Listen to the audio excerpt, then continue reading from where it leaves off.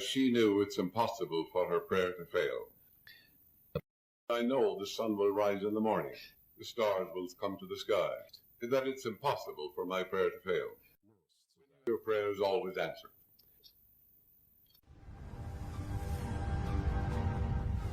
Hey, ¿qué tal? Y bienvenidos de nuevo a Domina tu Mente.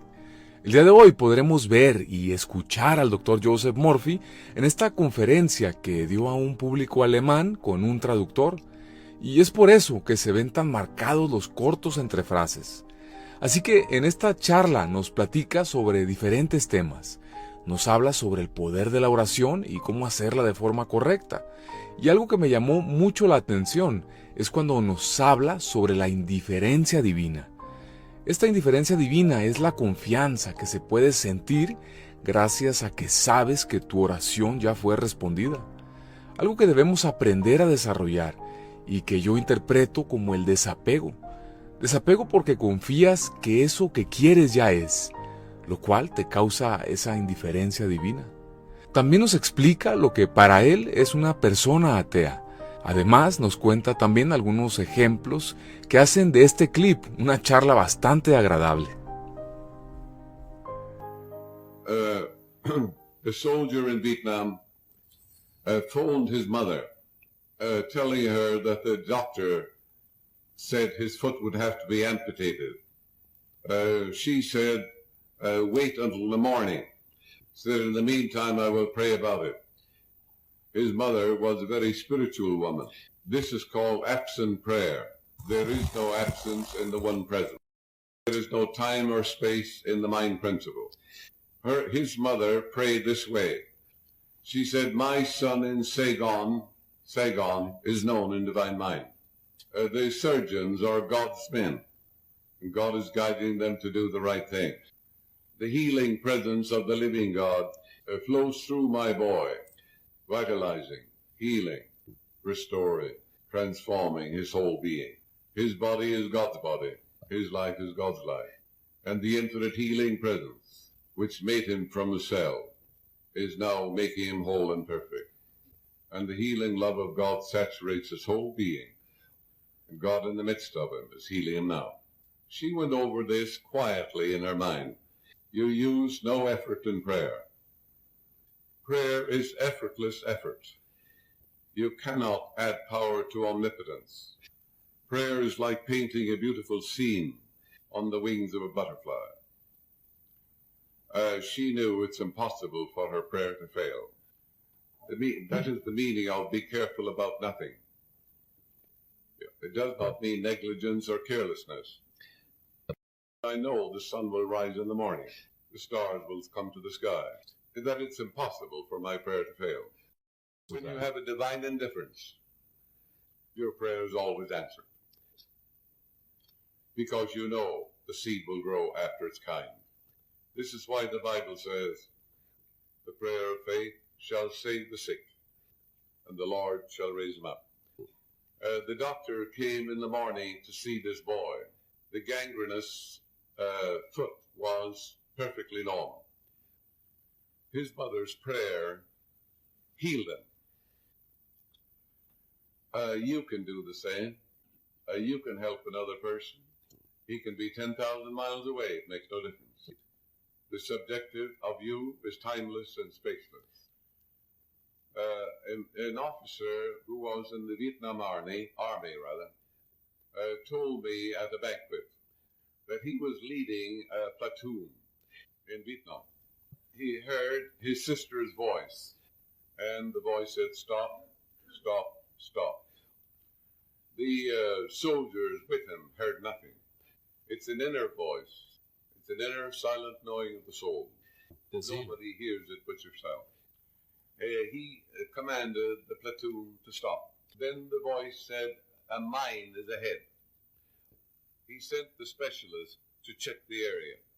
They found a mine. They would have been blown to bits had they gone 3 more yards. He wrote his sister in England. She was a Roman Catholic nun. And she was always praying for her brother. She wrote back. He told her in the letter, I heard your voice 3 times, and he told her what happened. And she wrote back and told him, I prayed for you night and morning, and at Mass every morning. And my prayer was this, God's angels watch over my brother, bring him home safe and sound. This is the prayer of faith that saves the sick. The Lord shall raise him up. All things whatsoever you shall ask in prayer, believe that you have received, and you shall receive. And to believe is to live in the state of being it, to be alive to something, to accept something as true. His subconscious accepted, responded in the voice of a sister, because it knew he would respond to that. It may speak to you in the voice of a mother or a loved one, never in a voice you distrust. The subjective is all wise. It knows all and sees all. It's the ever-living one, the all-wise one, the all-knowing one, the one alone who lives in the hearts of all men. Another instance of absent prayer. A colonel in the United States Army told me that he was on a Jeep reconnaissance trip, and he heard the voice of his mother saying, "Stop the car immediately." The officer with him said, "What's wrong?" He said, "I have to examine the car." He said, "I heard my mother's voice, and she said to stop." He said, "I heard nothing." He got out of the car. The wheel on the right side was loose. Had they gone 10 feet more, they would have catapulted over a precipice and have been mangled to death. His mother was praying for him. She was always saying, he's surrounded by the sacred circle of God's eternal love. The subconscious mind detects a voice that you will listen to. This is how you can protect another person at time of war or danger or in travel. The other person does not have to believe. The other person could be an atheist. There are atheists, for example, who go to Lourdes and to other shrines throughout the world. And you might be amazed to know they have miraculous healings. They tell you point blank they don't believe a word of what the priest or the minister or the rabbi says. They have no religious beliefs of any kind. In other words, they don't recognize the supreme intelligence. In reality, there is no such thing as an atheist, because he's always using what he's denying. He's always using his mind. He's using this intelligence within him to solve problems. He's using this power to walk and to talk. The real atheist is a person. Christianity is full of them. An atheist is a person who doubts and questions the goodness of God in the land of the living. An atheist is a person who thinks that the will of God for him or her is something downright unpleasant. That's the real atheist. Now you might say, how is it and why are these people who go to these shrines and religious meetings have a healing? An atheist may be here in this audience, and he may walk out healed. Why? He's looking for healing. He's going to a doctor, a psychiatrist, a chiropractor. The man is looking for healing. He's open and receptive. And therefore, the healing atmosphere of a group of people dedicated and consecrated to God permeates the subconscious mind of that man, brings about a complete molecular change of the subconscious mind, and the toxic effluvia of his subconscious mind, toxic poisons, are neutralized by the grace and the love of God of the people present, because our minds mingle like atmospheres.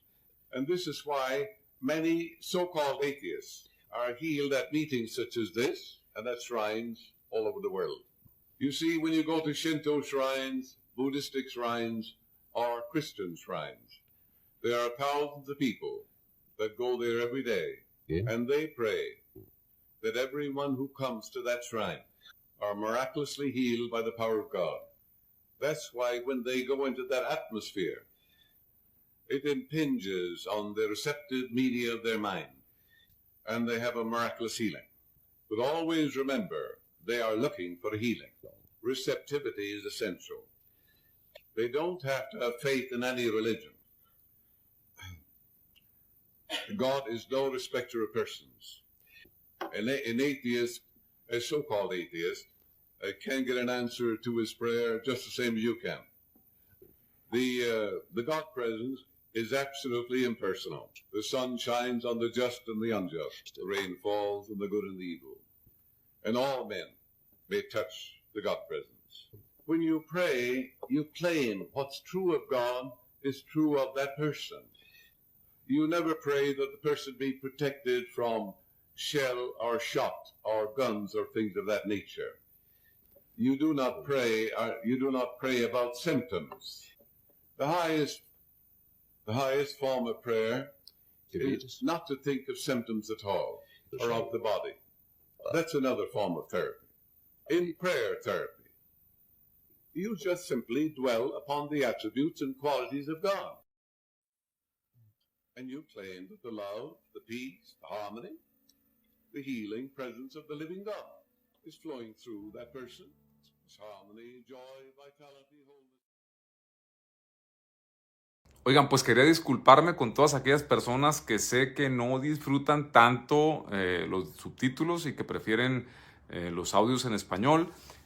Solamente quería recordarles que puede haber muchas personas que no escuchan muy bien y que les funcionan mucho los subtítulos. Y así como también hay personas que no ven muy bien y que no alcanzan a ver los subtítulos y que por eso prefieren los audios en español.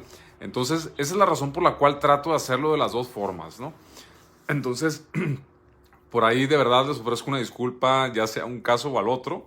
Trato de poner los subtítulos lo más grandes posibles porque sé que hay personas que si están en el teléfono pues batallan para verlo, ¿no? Entonces, la intención es que la información esté disponible para todos, ¿va? Entonces, pues nada, eso era lo que quería comentarles rapidito. Y ¿qué les pareció la conferencia? Es una conferencia vieja, es esas conferencias que ya había subido hace como 2 años, pero que las tuve que modificar porque nada más era el puro clip y pues YouTube dice, no, necesito que no sea el clip, necesito que lo hagas más elaborado el video. Entonces, pues hay que seguir los lineamientos. Entonces, pues espero que les haya gustado. La mayoría ya sabemos cómo hacer una oración, cómo sentirla, cómo soltar. Y pues aquí el Dr. Murphy nos lo reafirma, ¿no? Este concepto que nos dice de la indiferencia divina me parece genial porque cuando tú confías y disfrutas y sabes que algo ya no estás dándole vueltas al asunto. Ya no estás, es que ¿por dónde? Es que me lo va a regalar fulanito, voy a ser así, o va a ser asado, o va a ser ya la semana que entra, o va a ser ya... No, indiferencia divina, te es indiferente cómo, por dónde, cuándo, por qué, porque ya lo disfrutaste, ya lo percibiste, ya lo sentiste, confías en que ya eso es fe.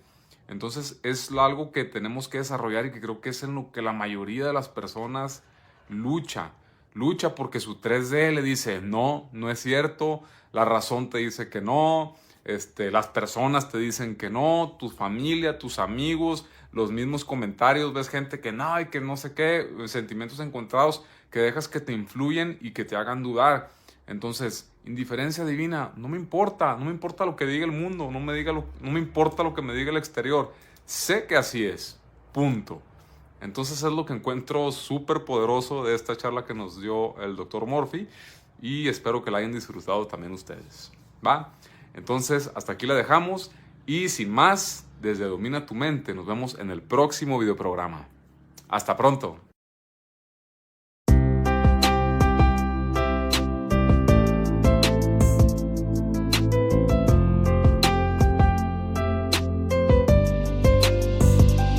I have seen love before, but I never felt that great before. I can say proudly that I love you and your love is great. You are such an amazing man. I have I never felt that great before. I can say proudly that I love you and your love is great. You are such an amazing man. You have awakened a part of me. You have created something I've never knew. You not only care about me, but you always respect me as I am. You have accepted a part of me, and that makes all the difference to me. You are such an amazing man.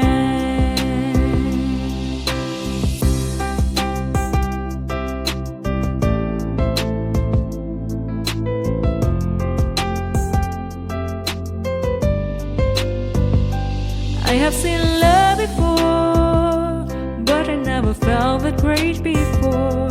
I can say proudly that I love you and your love is great. You are such an amazing man. I have seen love before, but I never felt that great before. I can say proudly that I love you and your love is great. You are such an amazing man. You have awakened a part of me. You have created something I've never knew. You not only care about me, but you always respect me as I am. You have accepted a part of me, and that makes all the difference to me. You are such an amazing man. You have awakened a part of me. You have created something I've never knew. You not only care about me, but you always respect me as I am.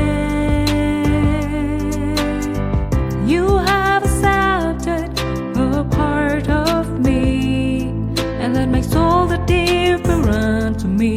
You are such